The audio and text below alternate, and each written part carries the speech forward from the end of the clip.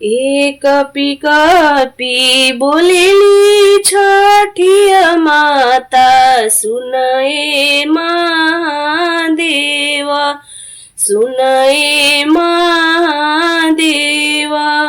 एक कपी कपी बोलेली छठिया माता, सुनए महादेव, सुनिए महादेव। ए हमरा घाटे दुबिया उपजी गइले, मकरी बसे ढलेली, मकरी बसे ढलेली। ए हमरा घाटे दुबिया उपजी गइले, मकरी बसे ढलेली, मकरी बसे ढलेली।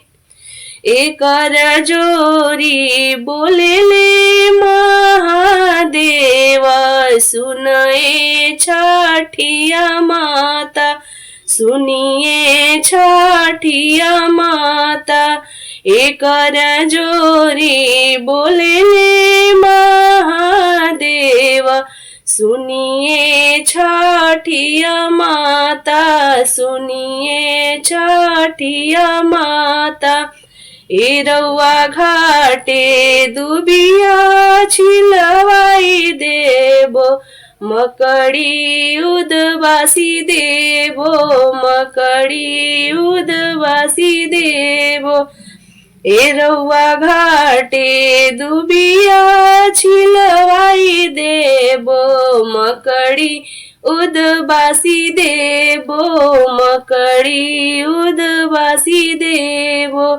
ए रउआ घाटे चंदना परोड़ी देबो, घीव से हूँ माधी देबो, दूध से अर्घ देबो। ए रउआ घाटे चंदना परोड़ी देबो, घीव से हूँ माधी दे। कपी कपी बोलेली छठिया माता, सुनाए सेवक लोग, सुनए सेवक लोग।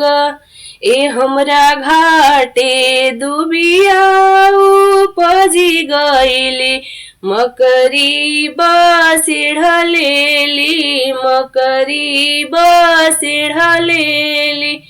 एकर जोरी बोलेले सेवक लोग, सुनिए छठिया माता, सुनिए आदित्य माला, सुनिए सूरज देव।